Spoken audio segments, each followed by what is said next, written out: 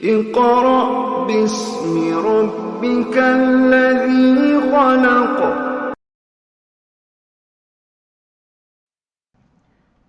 بسم اللہ الرحمن الرحیم. السلام علیکم ورحمۃ اللہ وبرکاتہ. اللہم فقہنا فی الدین، اللہم فقہنا فی الدین، اللہم فقہنا فی الدین. ربی زدنا علما، ربی زدنا علما، ربی زدنا علما وعملا متقبلا یا رب العالمین یا رب العالمین. جیسا کہ میں نے لاسٹ جو سورہ لیا تھا وہ سورۃ الاخلاص تھا. آپ لوگوں نے اگر نہیں سنا ہے تو آپ میں ڈسکرپشن باکس میں ڈال دوں گی اس کی لنک، آپ وہاں سے سن سکتے ہیں. تو یہ جو سورہ اخلاص تھا یہ پورا کا پورا اللہ کی وحدانیت پر تھا. تو اسی سے ریلیٹڈ آج میں اس میں ایک ٹاپک لے رہی ہوں جو اللہ تعالیٰ کی وحدانیت، کیونکہ ہمیں وہ جاننا بہت ضروری ہے کہ اللہ تعالیٰ کیسے ایک ہے. جب تک ہمارا عقیدہ صحیح نہیں ہوگا نا تو ہم کچھ اور بھی نہیں کر سکیں گے. تو ہم یہاں پر دیکھیں گے کہ ارکان الاسلام، اسلام کے بارے میں تو آپ کو پتہ ہے کہ ارکان الاسلام میں اللہ تعالیٰ پر ایمان رکھنا ہے، شہادت مطلب گواہی دینا ہے، اور اس کے بعد ہے نماز ادا کرنا، زکوٰۃ دینا، اور رمضان میں فرض روزے رکھنا، اور اس کے بعد ہے حج کرنا. اب یہ جو ہم سیکھ رہے ہیں یہ ارکان الایمان ہے. ارکان الایمان میں سب سے پہلے آتا ہے اللہ پر ایمان رکھنا، اور دوسرا ہوتا ہے فرشتوں پر ایمان رکھنا، یعنی فرشتوں پر بھی ایمان رکھنا ضروری ہے. اور تیسرا ہے اللہ کی کتابوں پر ایمان رکھنا. چوتھا ہے اللہ کے رسولوں پر ایمان رکھنا. اور پانچواں ہے قیامت کے دن پر ایمان لانا. چھٹا ہے تقدیر کی اچھائی اور برائی پر ایمان لانا. تو یہاں پر ایک بہت اہم چیز یہ ہے کہ اللہ تعالیٰ جو ہے، اللہ تعالیٰ پر ایمان رکھنا. سب سے پہلے اللہ تعالیٰ پر ایمان رکھنا کیوں ضرورت ہے؟ تو اس کی اس لیے ضرورت ہے کہ اللہ تعالیٰ کیا ہے. اب ہمیں یہ پختہ یقین رکھنا ہے، ایک ایسا پختہ ایمان ہم کو رکھنا ہے کہ اللہ تعالیٰ ہی ہر چیز کا رب ہے، اللہ تعالیٰ ہمارا مالک ہے، اور اللہ تعالیٰ ہمارا خالق ہے، یعنی اس نے ہمیں پیدا کیا ہے، اور اللہ تعالیٰ ہی ہے جس کی صرف اور صرف عبادت کی جائے. اللہ تعالیٰ کے علاوہ کسی اور کی عبادت نہیں کی جائے گی. اور اللہ تعالیٰ کے ناموں میں، اللہ تعالیٰ کے کاموں میں، کسی چیز میں ہم کسی کو شریک نہیں کر سکتے. تو یہ پختہ یقین ہم کو ہونا چاہیے. تو اس میں سب سے پہلے جب ہم اللہ تعالیٰ پر ایمان لاتے ہیں تو ہمیں سب سے پہلے اللہ تعالیٰ کے وجود پر ایمان لانا ضروری ہو جاتا ہے. اب اللہ تعالیٰ کے وجود کو ہم کیسے سمجھیں گے؟ تو اس کے لیے کیا ہے، 4 چیزوں پر ہمیں گواہی دینا پڑتا ہے. ایک ہوتا ہے کہ اللہ تعالیٰ جو فطرت ہے، فطرت پر اللہ تعالیٰ کے وجود کو ہم سمجھنا. جیسے آپ دیکھ سکتے ہیں نیچر ہے، یا پھر ایک انسان کی پیدائش ہے، کہ یہ پیدائش جو اللہ تعالیٰ نے ہر مخلوق کو جو دنیا میں اللہ تعالیٰ نے بنایا ہے وہ سارے کے سارے اللہ تعالیٰ ہی نے پیدا کیا ہے. اور اب یہ کوئی اور چیز کو اس میں شامل کرنا یا اس کو اور ملا لینا وہ اللہ تعالیٰ کو سوٹ نہیں کرتا. اور دوسرا، ایک حدیث میں بھی آتا ہے کہ ایسا کوئی بچہ نہیں کہ اس کی پیدائش فطرت ایمان پر ہوتی ہو. یعنی ایسا کوئی بھی بچہ نہیں ہے کہ اس کی پیدائش فطرت اسلام سے ہٹ کے ہو، مگر یہ ہے کہ اس کے والدین اس کو یہودی یا تو نصرانی یا بنا دیتے ہیں. یہ بخاری کی حدیث ہے. تو اس سے ہم کو معلوم ہوا کہ ہر بچہ جو پیدا ہوتا ہے وہ اسلام پر پیدا ہوتا ہے. تو یہ فطرت ہے، اس کو اگر ہم دھیان سے سمجھیں گے تو ہم تبھی اس فطرت کو سمجھ سکیں گے. اب دوسرا ہے عقل پر. اب عقل کیا دلالت ہم کو دیتی ہے کہ یہ جو ساری مخلوقات ہیں، یہ جتنی بھی دنیا میں پیدا کی ہوئی چیزیں ہیں، یہ شروع سے لے کر آج تک اور پھر قیامت تک بھی یہ کیا ہے، باقی رہنے والی ہے. اب اس کے اب یہ ہم کو سوچنا ہے کہ جو آدم علیہ السلام سے پیدا ہوا انسان وہ بھی سیم تھا، اب جو پیدا ہوا وہ بھی سیم ہے، اور جو قیامت تک آئیں گا وہ بھی سیم ہے۔ ہندو، مسلم، کرسچن سب سیم ہے، کوئی الگ نہیں ہے۔ ہمارے ناک جہاں پر ہے وہیں پر ہے، آنکھ جہاں پر ہے وہیں پر ہے، ہمارے کان جہاں پر ہیں وہیں پر ہیں، ہمارے ہاتھ، پیر، آنکھ، ناک، سوچ، سمجھ ساری چیزیں ہماری سیم ہیں، کوئی چیز ہٹ کر نہیں ہے۔ یہ بھی ایک فطرت پر دلالت کرتی ہے، عقل پر دلالت کرتی ہے کہ یہ جو چیز ہے کہ ہم سب ایک ہیں، یہ بھی ظاہر کرتا ہے کہ اللہ تعالیٰ ایک ہے جو یہ پوری دنیا کو چلاتے ہیں، اس کا کوئی شریک نہیں ہے۔ اور ایک جگہ اللہ تعالیٰ نے خود بھی فرمایا ہے کہ ام خلقوا من غیر شیء ام ہم الخالقون، سورہ طور آیت نمبر 35 ہے یہ۔ کیا یہ بغیر کسی پیدا کرنے والے کے خود بخود پیدا ہو گئے ہیں، یا یہ خود پیدا کرنے والے ہیں؟ یعنی اللہ تعالیٰ نے خود سوال کیا ہے کہ کیا یہ لوگ خود بخود پیدا ہو گئے ہیں یا انہوں نے خود پیدا کیا ہے؟ نہ تو ہم پیدا ہوئے ہیں، نہ ہم نے کسی کو پیدا کیا ہے، ہمارے اختیار میں کچھ نہیں ہے۔ اگر اللہ تعالیٰ ہمیں اولاد نہ دے تو اور کوئی نہیں ہے جو ہمیں اولاد دے۔ اگر اللہ تعالیٰ ہمیں اولاد دیا ہے تو پھر ہم ان کو کیسے پڑھائیں گے، کیسے بڑھائیں گے، یہ ساری چیزیں آپ سوچ کر دیکھیے کہ یہ کیا ہے کہ ہم کو خود نہیں پتہ ہے، تو ہم کیسے یہ سوچ سکتے ہیں کہ کوئی اور ہوگا جو اللہ تعالیٰ کے ساتھ شریک ہے، یا کوئی اور ہوگا جو اللہ تعالیٰ کے کاموں میں اس کی مدد کر رہا ہے۔ ہاں یہ ہے کہ اللہ تعالیٰ نے ایک اور مخلوق پیدا کی ہے جو فرشتے ہیں، تو ہم کو کیا کرنا ہے، وہ فرشتوں پر بھی ایمان رکھنا ہے۔ اور تیسرا ہے شریعت پر دلالت دینا۔ اب اور ایک کیا ہے، شریعت کیا ہے؟ یہ شریعت کی دلالت مطلب اللہ تعالیٰ نے تمام آسمانی کتابیں ہیں جو اللہ تعالیٰ کی طرف سے وجود میں آئی ہیں، تو ہمیں یہ گواہی دینا ہے کہ اللہ تعالیٰ نے جتنی بھی کتابیں اس دنیا میں بھیجی ہیں، اللہ تعالیٰ نے جتنی بھی کتابیں یہاں پر دنیا میں بھیجے ہیں، جتنے بھی صحیفے دنیا میں بھیجے ہیں، یہ سارے کے سارے اللہ تعالیٰ کی طرف سے آئے ہیں، اور ہم اس پر یقین رکھتے ہیں کیونکہ اب تو دنیا میں وہ صحیح حالت میں موجود نہیں ہیں سوائے قرآن کے، تو ہم یہ یقین رکھتے ہیں کہ اللہ تعالیٰ نے اس وقت جو کتابیں نازل کی تھی وہ صحیح تھے، جتنے صحیفے اللہ تعالیٰ نے نازل کیے تھے وہ حق تھے، وہ سچ تھے، وہ اللہ تعالیٰ کی طرف سے تھے، اور جو قرآن ہے وہ سچ ہے۔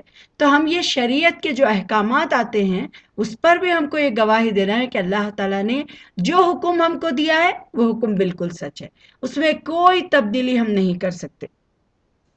اب جو چوتھا جو ہے یہ حس ہے۔ حس کیا ہے؟ یہ اس کی بھی دو قسم ہوتی ہیں۔ ایک یہ ہے کہ ہم سنتے اور مشاہدہ کرتے ہیں، مطلب ہم سنتے بھی ہیں اور دیکھتے بھی ہیں، اور دعا کرنے والوں کی دعا کی قبولیت اور مظلوموں، مصیبتوں کی فریادوں کو، ہم ساری چیزوں کو، ان کی مدد، یہ ساری چیزیں ہم دیکھتے ہیں۔ تو یہ کیا ہے کہ اللہ تعالیٰ نے فرمایا کہ نوح علیہ السلام ہے۔ اب آپ دیکھیے نوح علیہ السلام اس وقت کو یاد کیجئے جب کہ اس نے سب سے پہلے دعا کی کہ ہم نے اس کی دعا قبول فرمائی۔ یعنی اللہ تعالیٰ کیا ہے، حس کیا ہے، انسان کچھ بھی پرابلم آ گئی فوراً اللہ تعالیٰ سے مانگنے لگ جاتا ہے نا؟ کوئی پرابلم میں آ گئے ہم فوراً اللہ تعالیٰ کو یاد کرتے ہیں، اللہ تعالیٰ کی طرف جھک جاتے ہیں۔ اب جیسے آپ دیکھتے ہیں کہ کرونا وائرس جب شروع ہوا تو ہم سب کتنے خوف زدہ تھے، کتنے خوف زدہ ہیں آج بھی، کہ ہم فوری اللہ تعالیٰ کی طرف لپکتے ہیں، وہی اچھی حالت میں ہم نہیں لپکتے ہیں نا۔ یہ بھی تو ایک حس ہے، یہ محسوس کرتی ہے اور یہ کام بھی کرتی ہے۔ اور دوسرا یہ ہے کہ جتنے بھی نبی آئے تھے ان میں سے اللہ تعالیٰ نے نبیوں کو معجزات دیے تھے، جیسا موسیٰ علیہ السلام تھے، لاٹھی سے پانی پر مار کر وہ پھٹ کر ان کے لیے راستہ بن جاتا تھا، اور پھر عیسیٰ علیہ السلام تھے، مردوں کو پھر وہ زندہ کرتے تھے، قم بِإِذْنِ اللہ کہہ کر۔ تو پھر تیسرا تھا رسول صلی اللہ علیہ وسلم، چاند کی طرف انگلی کا اشارہ کیا اور چاند دو حصوں میں ٹکڑے ہو گیا، یعنی دو حصے ہو گئے اس کے۔ تو یہ اللہ تعالیٰ نے کچھ نبیوں کو دی، یہ بھی ایک سینس ہے کہ انسان اس سے بھی اللہ تعالیٰ کو پہچان سکتا ہے، کیونکہ یہ کیا معمولی بات ہے کہ کوئی اور چیز دیکھیں آپ دنیا میں، کیا ہم چاند کے دو ٹکڑے کر سکتے ہیں؟ نہیں کر سکتے۔ کیا ہم سمندر میں پانی بنا سکتے ہیں؟ نہیں۔ راستہ بنا سکتے ہیں؟ نہیں بنا سکتے۔ تو کیا ہم کسی مردے کو زندہ کر سکتے ہیں؟ نہیں کر سکتے۔ تو یہ کیا ہے، اللہ تعالیٰ جو معجزات دیتے ہیں اس کے ذریعے سے بھی ہم اللہ تعالیٰ کو پہچان سکتے ہیں، تو ہمارا یہ یقین ہونا چاہیے۔ اب اور ایک بات یہ ہے کہ اللہ تعالیٰ کے جو رب ہونا ہے اس پر بھی ہمیں ایمان رکھنا ہے۔ یہ کیا ہے کہ یہ جو ساری کائنات کا صرف تنہا ایک ہی رب ہے، اور اللہ تعالیٰ کا کوئی شریک نہیں ہے، اور نہ ہی کوئی محسن اور مددگار اللہ تعالیٰ کا ہے۔ تو رب کہتے ہیں جس کے لیے پیدا کرنے والا ہو، ہر چیز کی ملکیت کا مالک ہو، تمام کائنات کو چلانے والا ہو، اور اسی کے حکم پر یہ پورا یہ دنیا کا جو نظام ہے یہ چل رہا ہو، تو یہ کیا ہوتا ہے؟ اللہ تعالیٰ پر ایمان رکھنا ہوتا ہے، یعنی اللہ تعالیٰ کے رب ہونے پر ہمارا ایمان ہوتا ہے۔ اب دوسرا اللہ تعالیٰ نے سورہ اعراف میں فرمایا ہے کہ اللہ لہ الخلق الامر، یعنی سورۃ الاعراف آیت نمبر 54 میں ہے، یاد رکھو اللہ ہی کے لیے خاص ہے خالق ہونا اور حاکم ہونا، یعنی حکومت چلانا بھی اللہ کے لیے خاص ہے، اور اللہ تعالیٰ کا پیدا کرنا بھی یہ اللہ تعالیٰ ہی کے لیے خاص ہے، کوئی اور انسان اس کو نہیں کر سکتا۔ اب تیسری چیز ہمیں یہ ذہن میں رکھنا ہے کہ اللہ تعالیٰ کیا ہے؟ ہمارا معبود برحق ہے، یعنی حقیقی معبود ہے، اللہ تعالیٰ کے علاوہ ہم کسی اور کو نہیں مان سکتے، اللہ تعالیٰ ہی ہمارا معبود اور ہمارا خالق ہے۔ اور دوسرا کیا، جیسے میں نے اس سے پہلے بھی بتایا تھا کہ سورہ بقرہ کی آیت نمبر 54 میں اللہ تعالیٰ نے فرمایا کہ تم سب کا معبود ایک ہی معبود ہے، اللہ کے سوا کوئی معبود برحق نہیں، اور وہ کیا ہے؟ بہت رحم کرنے والا اور بہت بڑا مہربان ہے۔ اور چوتھی چیز ہمیں یہ یاد رکھنا ہے کہ اللہ تعالیٰ کے ناموں میں اور اللہ تعالیٰ کی صفت میں بھی ہم کو ایمان رکھنا ہے، یعنی اللہ تعالیٰ کے اچھے اچھے نام ہیں، اللہ تعالیٰ ہی کے لیے اچھے نام ہیں، اللہ تعالیٰ نے بھی قرآن میں فرمایا ہے کہ اللہ تعالیٰ کے اچھے اچھے نام ہیں، اور تو اللہ تعالیٰ کو اچھے اچھے ناموں سے ہی پکارو۔ اور دوسرا کیا ہے کہ اس جیسی کوئی چیز اس دنیا میں نہیں ہے، اور وہ سننے والا اور دیکھنے والا ہے، تو یہ ساری چیزوں میں ہم اللہ تعالیٰ کے علاوہ کسی اور کو شامل نہیں کر سکتے۔ اور ایک یہ ہے کہ اللہ تعالیٰ پر ایمان رکھنا کیا ہے؟ ایک مومن کو اس سے عظیم فائدے ملتے ہیں، یعنی جب ہم اللہ تعالیٰ پر یقین رکھتے ہیں تو ہمیں بہت سارے فائدے ملتے ہیں۔ پہلا یہ ہے کہ اللہ تعالیٰ کے ایک ہونے کا یقین ہمارے اندر آ جانا، ہر طرح کی امید اور خوف سے کیا ہوتا ہے؟ ہم آزاد ہو جاتے ہیں، ہم کسی سے اللہ کے سوا کسی سے نہیں ڈرتے، ہم اللہ کے سوا کسی کی عبادت نہیں کرتے۔ یہ چیز جب ہمارے اندر ایک پختہ ایمان آتا ہے نا، تبھی یہ ساری چیزیں آنا شروع ہو جاتی ہیں۔ اور دوسرا کیا؟ اللہ تعالیٰ کے اسماء و صفات کے چیزوں کو دیکھنا کہ اللہ تعالیٰ کے جو نام ہیں، اللہ تعالیٰ کے جو کام ہیں، وہ ہم جیسے ہم نہیں کر سکتے۔ اللہ تعالیٰ کے نام بہت خوبصورت، بہت پیارے پیارے نام ہیں، اللہ تعالیٰ نے جتنے ہم کو بتائے ہیں وہ بھی اللہ تعالیٰ کے نام ہیں، اور کئی نام جو اللہ تعالیٰ نے ہم کو نہیں بتائے ہوں گے وہ بھی اللہ تعالیٰ کے اچھے اچھے نام ہیں۔ اب دوسرا یہ ہے کہ توحید پر عملی طور پر چلنے سے دنیا میں بھی ہماری کامیابی حاصل ہوتی ہے، اور آخرت میں بھی ہم کامیاب ہو جاتے ہیں۔ تو اللہ تعالیٰ کی قدرت کو سمجھنے کے لیے یہ فطرت کے نظارے بہت ضروری ہیں۔ آپ دیکھیے یہ دنیا میں اتنی بڑی، یہ جو میں نے تصویر آپ کو دکھائی ہے کتنی پیاری اور کتنی خوبصورت ہے، یہ کیا کوئی انسان یہ خود بخود وجود میں آ گئی ہوگی؟ نہیں، یہ اللہ تعالیٰ کے وجود میں لانے کی وجہ سے ہے یہ، ورنہ تو ہم میں سے کوئی نہیں ہے اس کو بگاڑ سکے، ورنہ تو ہم میں سے کوئی نہیں ہے جس کے اوپر اور کچھ بنا سکے۔ یہ ساری کی ساری چیزیں اللہ تعالیٰ پہ ہیں۔ اب فرشتوں پر جو ایمان رکھنا ہے وہ ایسا پختہ یقین رکھنا کہ اللہ تعالیٰ کے لیے فرشتے ہیں جنہیں اللہ تعالیٰ نے نور سے پیدا کیا ہے، فرشتے ہیں ان کو اللہ تعالیٰ نے نور سے پیدا کیا ہے، اور ان کو جو اللہ تعالیٰ کام سونپتا ہے، یعنی کام کوئی اللہ تعالیٰ انہیں دیتا ہے تو وہ کام کو فوری کرتے ہیں۔ جیسے کہ اللہ تعالیٰ نے سورہ نازیات میں بھی فرمایا کہ اللہ تعالیٰ فرشتوں کو بنائے ہیں، وہ اللہ تعالیٰ کے حکم کے لیے ادھر ادھر بھاگتے دوڑتے رہتے ہیں، یعنی ہماری طرح لیزی نہیں ہوتے، ہماری طرح کاہل نہیں ہوتے کہ اللہ کی پکار اور ہم سو کر جا رہے ہیں، نہیں، بلکہ اللہ تعالیٰ نے فرشتوں کو بنایا ہے نور سے، اور وہ کیا ہے؟ اللہ تعالیٰ کے حکم پہ اطاعت کو پورا کرنے کے لیے دوڑتے رہتے ہیں، اور وہ اللہ تعالیٰ کے حکم کے مطابق دنیا میں سارے کام کرتے رہتے ہیں۔ اور تیسرا کیا ہے؟ اب فرشتوں پر جو ایمان رکھتے ہیں نا، اس میں بھی 4 چیزوں کو ہمیں رکھنا ہے۔ ایک ہے کہ ان کے وجود پر ایمان رکھنا کہ ہاں فرشتے بھی ہیں، ان کو بھی اللہ تعالیٰ نے بنایا ہے، اللہ تعالیٰ نے ان سے کام لیا ہے اور لیتے ہیں، اور ان میں سے جن کے نام ہمیں معلوم ہے وہ بھی ہم کو معلوم ہے، جیسے جبرائیل علیہ السلام کا نام ہے، اور ساری چیزیں جو ہم نام جانتے ہیں فرشتوں کے، یہ سب کیا ہے؟ ہم کو یقین رکھنا ہے۔ اور فرشتوں کے ساتھ ساتھ ہمارا کیا ہے ایمان؟ کہ ہم جن و انسان، اللہ تعالیٰ نے جتنے بھی جن اور انسان دنیا میں بنائے ہیں ان کی بھی پیدائش پر ہم کو یقین رکھنا ہے۔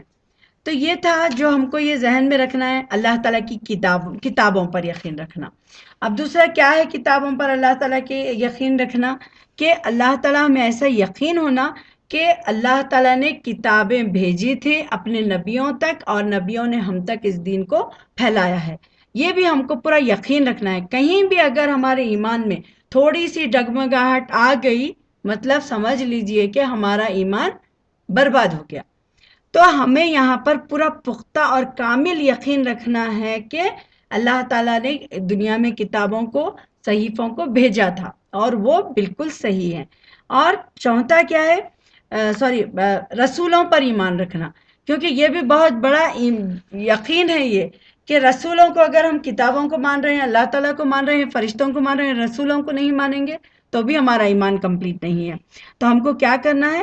اللہ تعالیٰ کے ساتھ ساتھ رسولوں پر بھی ایمان رکھنا ہے کہ اللہ تعالیٰ نے ہر امت کے اندر کیا ہے، اپنا اپنا رسول بھیجا تھا جو اپنی امت کو ایک اللہ تعالیٰ کی عبادت کی طرف بلاتے تھے، دعوت دیتے تھے، اور جس عبادت میں کسی کا شریک نہیں ہے، یعنی انہوں ایسے لوگوں کو بلاتے تھے کہ اللہ کے سوا کوئی شریک نہیں ہے۔ تو ہم کو یہ یقین رکھنا ہے کہ اللہ تعالیٰ نے نبیوں تک کتابیں، صحیفیں یا پھر وحی کے ذریعے سے آیتیں نازل کیے، اور وہ حق ہے، اور رسول کیا ہے؟ ہمارے سچ ہیں۔ اس کے بارے میں قرآن میں ہم کو کئی آیتیں ملتے ہیں، جیسا نوح علیہ السلام کے بارے میں آتا ہے، اور لوط علیہ السلام کے بارے میں آتا ہے، نبی صلی اللہ علیہ وسلم کے بارے میں آتا ہے، عیسیٰ علیہ السلام کے بارے میں آتا ہے۔ تو ہم یہ ساری چیزوں پر یقین ہے کہ اللہ تعالیٰ نے جو بیان کیا ہے وہ بالکل سچ ہے۔ اب اس پہ ہم کوئی انکار نہیں کرتے، یعنی توریت، زبور، انجیل اور قرآن مجید، ہم چاروں کتابوں پر یقین رکھتے ہیں۔ اب اس کے بعد کیا ہے؟ رسولوں پر جب ایمان لانے کے بعد کیا ہمارا وہ ہوتا ہے کہ قیامت کے دن پر یقین رکھنا۔ اب آپ دیکھیں یہ بہت ہی زیادہ امپورٹنٹ ہے۔ اب کئی لوگ کیسے ہیں، آپ دیکھے ہوں گے ہندوؤں کو کہتے ہوئے سنا ہوگا آپ لوگوں نے کہ وہ ہمیشہ یہ کہتے ہیں کہ ہمارا اللہ تعالیٰ کیا ہے؟ یوم آخرت پر ایمان رکھنا۔ اب اس لیے ہمارے لیے ضروری ہے، وہ لوگ کیا کہتے ہیں کہ ہم بس مر جائیں گے، مرنے کے بعد ہمیں دوبارہ نہیں اٹھنا ہے، اور ہم ایسے ہی مطلب جئیں گے اور ایسے ہی مر جائیں گے، ختم، ہمارا وجود ایسے ہی ہوا ختم، یا پھر ہم 7 جنم تک پیدا ہوں گے۔ اٹس ناٹ گڈ، کیونکہ اللہ تعالیٰ نے ہمیں بتا دیا ہے کہ ہماری موت کے بعد جب ہم اٹھائے جائیں گے پھر ایک بار، تو جب ہماری ایک نئی زندگی شروع ہوگی، اور وہ ہے ہماری آخرت۔ تو ہمیں اس پر یقین رکھنا ہے، اور وہ یقین کے ساتھ ہمیں تیاری کرنا ہے کہ واقعی ہمیں اللہ تعالیٰ کے سامنے کھڑے ہونا ہے، اللہ تعالیٰ کے سامنے ہمیں جواب دینا ہے، اللہ تعالیٰ کے سامنے ہمارے اعمال کا ایک ایک حساب ہمارا کھولا جائے گا۔ تو ہمیں آخرت کے دن پر بھی ایمان رکھنا ہے، یعنی اللہ تعالیٰ مردوں کو زندہ کریں گے، پھر اس میں سور پھونکا جائے گا، پھر وہ سور جب دوسری سور پھونکا جائے گا تو تمام لوگ اللہ رب العالمین کے سامنے کیا ہوں گے؟ کھڑے ہو جائیں گے، اور اس حال میں رہیں گے کہ سب ننگے ہوں گے، ننگے پیر ہوں گے، بغیر جوتوں کے، بغیر کپڑوں کے۔ اور اللہ تعالیٰ نے بھی فرمایا کہ جیسے تم اول یعنی پہلے دفعہ پیدا ہوئے تھے، یعنی جیسا بچہ پیدا ہوتا ہے جب بغیر کپڑوں کے، بغیر جوتوں کے، بغیر کوئی چیز کے، اسی طریقے سے تم قیامت کے دن بھی ٹھہرا کیا جاؤ گے۔ تو یہاں پر یہی ہے کہ اللہ تعالیٰ ہمیں دوبارہ زندہ کرے گا، اور یہ بالکل سچ ہے۔ اور ہمیں اللہ تعالیٰ سورہ مومنون میں فرماتا ہے اس کے بعد پھر تم یقیناً مر جانے والے ہو، پھر قیامت کے دن بلا شبہ تم سب اٹھائے جاؤ گے۔ تو ہمیں یہ اللہ تعالیٰ نے خود فرمایا کہ ہم اٹھائے جائیں گے، تو ہم کو یقین رکھنا ہے۔ اب لوگ کیا کریں کہ جب ان کو مرنے کا خوف ہوا، پھر سے اٹھانے کے بارے میں سوچے، تو انہوں نے کیا کیا؟ قبروں میں دفنانا چھوڑ دیے، جلانا شروع کر دیے مردوں کو۔ کیوں؟ کہ ہماری راکھ کیا ہے؟ ادھر ادھر اڑ جائے گی، تو ہمیں کوئی بنانے والا نہیں ہے۔ ایسا نہیں ہے، اللہ تعالیٰ جب ہم بالکل کچھ نہیں تھے تب اللہ تعالیٰ نے ہمیں پیدا کیا ہے، تو کیا اللہ تعالیٰ دوبارہ پیدا کرنے پر قادر نہیں ہے؟ اللہ تعالیٰ پھر دوبارہ ہم کو پیدا کر سکتا ہے۔ ہماری جو راکھ کا بھی تو یہاں پر راکھ کی باریک بکنی تو ہمیں اللہ تعالیٰ کو معلوم ہے، لیکن جب ہم کو اللہ تعالیٰ نے اب پیدا کیا تو اس سے پہلے ہم کیا تھے ہمیں نہیں پتا، اللہ تعالیٰ ہی بہتر جانتا ہے۔ تو ہمیں آخرت کے دن پر یقین رکھنا ہے کہ ہمارا حساب کتاب ہوگا، وہاں پر یوم جزا ہوگی، اور اللہ تعالیٰ ہمیں جزا بھی دیں گے۔ قیامت کے دن اب کیا ہے؟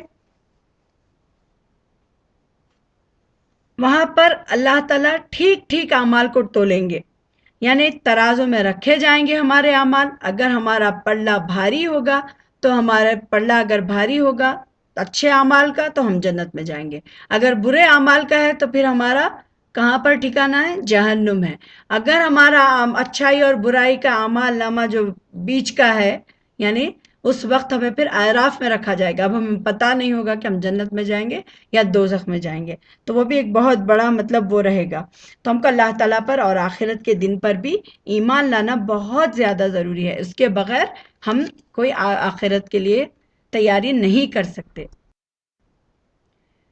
تو جب ہم آخرت کے لیے تیار ہونا ہے تو ہمیں سب سے پہلے اللہ تعالیٰ کی ہر چیز پر غور کرنا، ایمان لانا، اور سب سے بڑی چیز یہ ہے کہ ہمیں اچھے اور برے، آخرت کے دن پر ایمان رکھنے سے مطلب یہ ہوتا ہے کہ ہم نیکی میں بھی اور اطاعت اللہ تعالیٰ کی کریں گے، اور بدی میں بھی ہم مطلب اللہ تعالیٰ کے حکم کا پالن کریں گے، کہ اللہ تعالیٰ نے اگر کوئی کام کے کرنے کا حکم دیا ہے تو ہم اس کو کریں گے، اللہ تعالیٰ نے کسی کام کو کرنے سے روکا ہے تو ہم وہاں پر رک جائیں گے۔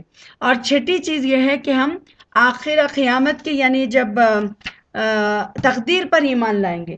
یہ تقدیر کا ایمان کیا ہے؟ کہ ہمارے ساتھ جو بھی معاملات ہوتے ہیں، اچھے ہوں یا برے ہوں، یا ہمارے ساتھ جو بھی چیزیں ہوتی ہیں، یہ ساری کی ساری چیزیں کیا ہے؟ اللہ ہی کے حکم سے ہوتی ہیں۔ ہمیں ایک جھاڑ سے ایک پتا بھی نہیں ہلتا اللہ کے حکم کے بغیر۔ تو اب آج کل کئی لوگ پریشان ہیں یہ سوچ کر کے دنیا میں اتنا کورونا پھیلا ہوا ہے نا، اتنی ساری چیزیں پھیلی ہوئی ہیں، اتنے لوگ مر رہے ہیں، ایک خوف اور ہراس کا عالم ہے۔ لیکن ہمیں یہ جاننا چاہیے کہ یا تو یہ کوئی پلان ہو یا پھر یہ کوئی بھی چیز ہو، لیکن اللہ کے حکم کے بغیر ایک پتا بھی نہیں ہلتا۔ تو ہمیں یہاں پر کرنا یہ ہے کہ ہمارے اپنے اعمال کی اصلاح کرنا ہے، ہمیں اللہ تعالیٰ کی طرف پلٹنا ہے، اللہ تعالیٰ کی طرف رجوع ہونا ہے، اللہ تعالیٰ سے ہم گڑ گڑانا ہے، معافی مانگنا ہے، یا پھر ہماری زندگی میں جو بھی اچھائی اور برائی ہوتی ہے ہمیں یہ یقین رکھنا ہے کہ اللہ کی طرف سے۔ لیکن ہم کیا کرتے ہیں؟ کچھ اچھا ہوتا ہے تو اللہ تعالیٰ کی طرف منسوب کرتے ہیں، اگر کچھ خراب ہوتا ہے تو ہم شیطان کی طرف منسوب کرتے ہیں نا۔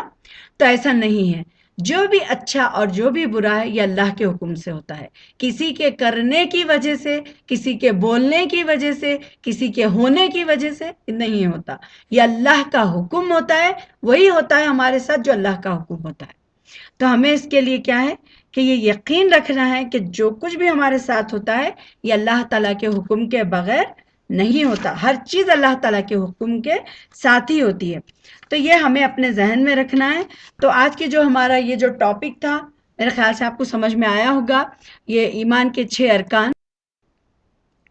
تو ایمان کے 6 ارکان آپ اچھے سے دھیان سے مطلب اس کو یاد رکھیے، اور ہمارے ایمان کو مضبوط کرنے کی کوشش کیجئے کہ ہم کہیں بھی بھٹک نہ جائیں، یعنی کبھی ہمارا دل کوئی بات سے خوف نہ کھائے۔ ہم اللہ کے علاوہ کسی سے ڈرنے والے نہیں، ہم اللہ کے علاوہ کسی اور کے مطیع اور فرما بردار نہیں ہیں۔ تو اسی لیے ہمیں اللہ تعالیٰ کی فرما برداری کرنا ہے، اللہ تعالیٰ کی اطاعت کرنا ہے، اللہ پر پورا یقین اور پورا اخلاص رکھنا ہے کہ اللہ کے سوا کوئی معبود نہیں اور اللہ تعالیٰ کا کوئی شریک نہیں، نہ ہم دعائیں کسی اور سے مانگیں گے، نہ ہم کوئی اور چیز سے اللہ کی طرف پلٹیں گے، ہم صرف اور صرف اللہ ہی کی طرف پلٹنے والے ہیں، ہم اللہ ہی سے مانگیں گے۔ اگر ہم کو منانا ہے، ہمارے رب نے خود ہمیں فرمایا ہے کہ جب میرے بندے مجھے پکارتے ہیں تو میں ان کی پکار کو سنتا ہوں اور اس کا جواب بھی دیتا ہوں۔ بھلے ہی ہمارے لیے کچھ دن آئیں گے آزمائش کے، پریشانیوں کے، مصیبتوں کے، لیکن اللہ تعالیٰ ہی ہے کہ ہر رات کے بعد صبح لانے والا ہے اور ہر صبح کے بعد پھر رات ہونے والی ہے۔ تو ہماری زندگی میں بھی اچھائی ہوگی، برائی بھی آئے گی، تو ہمیں صبر اور استقامت کے ساتھ اللہ پر پورے بھروسے کے ساتھ ہم کو رہنا ہے۔ تو آپ لوگوں نے ایمان کے 6 ارکان، 6 پلر ہم نے اب یہاں پر سنے ہیں، تو آپ کو سمجھ میں آ گئے ہوں گے۔ میں انشاءاللہ آپ سورۃ الاخلاص، سورۃ الفلق اور ناس کی بھی میں لنک ڈسکرپشن باکس میں ڈال دوں گی، تو آپ وہاں سے لے کر بھی انہیں سن سکتے ہیں۔ تو میں اللہ تعالیٰ سے دعا کرتی ہوں اللہ تعالیٰ ہم سب سے راضی اور اللہ تعالیٰ ہم سب سے خوش ہو جائے، اللہ تعالیٰ ہمارے گناہوں کو معاف فرمائے۔ اللہ تعالیٰ اس دنیا میں جتنے لوگ پریشان حال ہیں، جتنے بیمار ہیں، ان کو سب کو اللہ تعالیٰ شفائے کاملہ عاجلہ عطا فرمائے۔ جو لوگ ہمارے اپنے اس دنیا سے جا چکے ہیں، اللہ تعالیٰ ان سب کی مغفرت فرمائے، اور جو زندہ ہیں، اللہ تعالیٰ ہمیں اپنے مطیع اور فرما بردار بنا لے۔ اللہ تعالیٰ ہماری زندگی کو اپنی رضا والی زندگی بنا دے۔ اللہ تعالیٰ ہم سب سے راضی ہو جائے۔ اللہ تعالیٰ ہمارے بچوں کی تربیت میں ہماری مدد فرمائے۔ آمین۔ وآخر دعوانا الحمد للہ رب العالمین۔ السلام علیکم ورحمۃ اللہ وبرکاتہ۔ میرا جینا میرا مرنا الہی تیرے